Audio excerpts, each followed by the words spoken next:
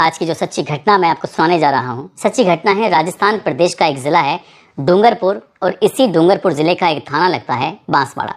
दरअसल डॉक्टर प्रियंका, जो कि संविदा कर्मचारी हैं, डॉक्टर हैं पेशे से, तो वो थाने में जाती हैं। थाने में जाने के बाद कहती हैं कि मुझे एफआईआर दर्ज करानी है। और जैसे ही एसएचओ के पास बात पहुंचती है तो एसएचओ कहता है, जी बताइए किसके खिलाफ एफआईआर करानी है। वो कहती हैं कि एक आईपीएस ऑफिसर हैं, उसके खिलाफ एफआईआर दर्ज करानी है। अब जैसे ही एसएचओ ये सुनते हैं कि आईपीएस ऑफिसर के खिलाफ एफआईआर करानी है, तो उस एसएचओ की भी हालत ख़राब हो जाती है। वो तुरंत ही उच्च अधिकारियों को फ़ोन करते हैं और कहते हैं कि साहब, ऐसे फला फला नाम का एक आईपीएस ऑफिसर हैं, उनके खिलाफ एक शिकायत आई है, क्या करना है। तो उधर से आदेश होता है कि ठीक है, जो शिकायत करने वाली आई हैं तो आप एफआईआर दर्ज कीजिए। अब एफआईआर दर्ज जब होती है तब लोगों को पता चलता है कि आखिरकार उस आईपीएस ऑफिसर ने गलती क्या की थी।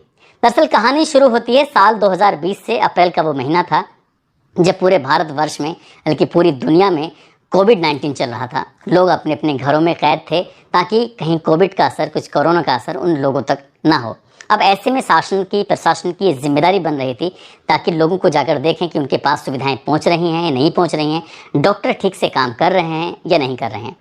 अप्रैल 2020 में जो राजस्थान प्रदेश के चीफ सेक्रेटरी होते हैं, वो अचानक से दौरे पर पहुंच जाते हैं। और जैसे ही दौरे पर पहुंचते हैं तो ये दौरा था डूंगरपुर ज़िले का। यहाँ पर ऑफिसरों में खलबली मच जाती है। उसके बाद ये चीफ सेक्रेटरी अपने हिसाब से जांच पड़ताल करते हैं, सब कुछ ठीक सामान्य पाया जाता है। यहाँ से जब जा रहे थे तभी ऑफिसर ने कहा कि साहब, आपके साथ कुछ फोटोग्राफ्स हो जाएं। अब फ़ोटो खींचे जाते हैं। अब सभी की इच्छा थी कि चीफ सेक्रेटरी का फ़ोटो उनके पास होना चाहिए। तो इसके बाद जब ये चीफ सेक्रेटरी यहाँ से चले जाते हैं तभी ऑफिसरों ने अपने अपने फ़ोटोग्राफ लेने के लिए अब एक दूसरे से नंबर शेयर कर दिया कि ये फ़ोटोग्राफ जो खींचा है तो मुझे भी दे देना। अब डॉक्टर प्रियंका के नंबर पर एक मैसेज आता है, जो नंबर होता है राजेश कुमार मीणा का। वो कहते हैं कि जो आज फ़ोटो खींचे थे तो वो फ़ोटोग्राफ्स हमें भी सेंड कर देना। यहाँ से इनकी बातचीत का सिलसिला शुरू हो जाता है। जो डॉक्टर प्रियंका होती हैं उस लड़के को जानती नहीं थी कि वो लड़का कौन है। उन्होंने जो फ़ोटो लिए थे वो फ़ोटो का आदान प्रदान हो जाता है और फिर वो अपनी ज़िंदगी में सामान्य हो जाते हैं। लेकिन ये जो लड़का है वो RAS यानी कि राजस्थान एडमिनिस्ट्रेटिव सर्विस एक ऑफिसर होते हैं, और इनकी जो पोस्टिंग होती है वो प्रोविज़न अधिकारी होते हैं। इस लड़की यानी कि डॉक्टर प्रियंका को इस बात का थोड़ा सा देर से पता चलता है। अब इन दोनों की बातचीत का सिलसिला शुरू हो जाता है। दरअसल जो डॉक्टर प्रियंका हैं वो देखने में अच्छी तो हैं ही। अब इनसे जब बातचीत होने लगती है तो इन दोनों की बातचीत मैसेज के थ्रू, कभी फ़ोन के थ्रू इस तरह से चल रही थी। तभी जो ऑफिसर होते हैं उन्होंने एक इच्छा जाहिर की कि जो बूस्टर डोज आप लगा रहे हैं ये कोरोना वाली, तो जिससे कि इम्यूनिटी पावर बढ़ती है, तो क्या आप मेरे लगा सकती हैं। उन्होंने कहा कोई बात नहीं है, इसमें कोई दिक्कत नहीं है। सर्किट हाउस पर वो जाती हैं और उनको वो डोज देकर चली आती हैं। ये इनकी उसके चीफ सेक्रेटरी के बाद ये दूसरी मुलाकात होती है, और इस मुलाकात के बाद दोनों की बातचीत का सिलसिला शुरू हो जाता है। और बातचीत जब आगे बढ़ती है तो मई 2020 में अब सर्किट ऑफिसर के अंदर डॉक्टर प्रियंका को बुलाया जाता है। अब जब डॉक्टर प्रियंका वहाँ जाती हैं तो डॉक्टर प्रियंका ये बात बिल्कुल भी नहीं जानती थी कि आज उनके साथ होने वाला क्या है।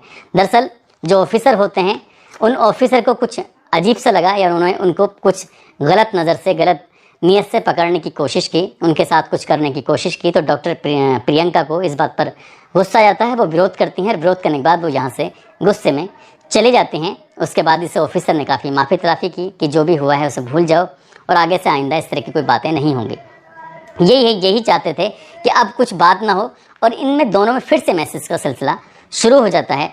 अब एक दिन जब ये अपने पास बुलाने के लिए डॉक्टर प्रियंका को, वो कहते हैं कि मेरी तबीयत बहुत ज़्यादा ख़राब है, मैं बहुत ज़्यादा बीमार हूँ, क्या तुम मुझे देखने के लिए नहीं आ सकती हो। अब डॉक्टर प्रियंका अपने सीधा यहाँ से काम से सीधा वहाँ पहुँच जाती हैं सर्किट हाउस। और सर्किट हाउस जाने के बाद अब इनसे पूछा जाता है कि तबीयत कैसी है, कैसी नहीं है। लेकिन रास्ते में बारिश हो जाती है, बारिश ज़्यादा थी और डॉक्टर प्रियंका पूरी तरह से भीग जाती हैं।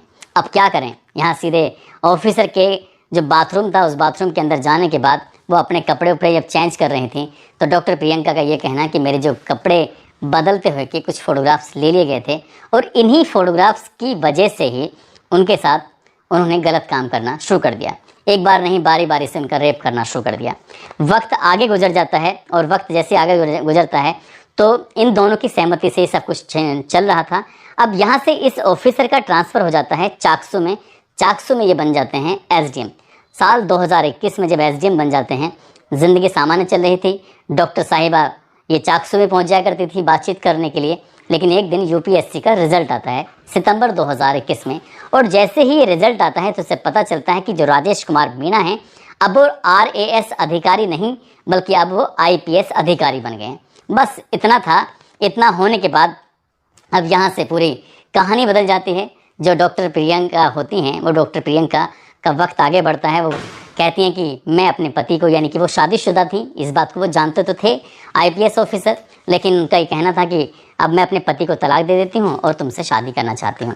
अब बात शादी की आती है तो मई 2023 में ये जो ऑफिसर होते हैं इनकी परिवार वालों की मर्ज़ी से शादी हो जाती है।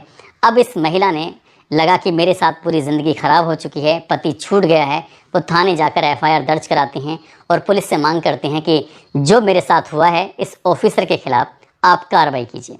अब जैसे ये खबर अखबारों में प्रकाशित होती है तो जाहिर सी बात है जो व्यक्ति अभी आईपीएस ऑफिसर बना है, जिसको अभी कोई पोस्टिंग भी नहीं मिली है, शायद इसकी अभी ट्रेनिंग हुई है या नहीं हुई है तो खैर पता नहीं, लेकिन अभी कोई नई तैनाती नहीं मिली है। अब ऐसी स्थिति में वो आईपीएस ऑफिसर करे तो क्या करे, बदनामी का ठप्पा उसके पीछे लग जाता है।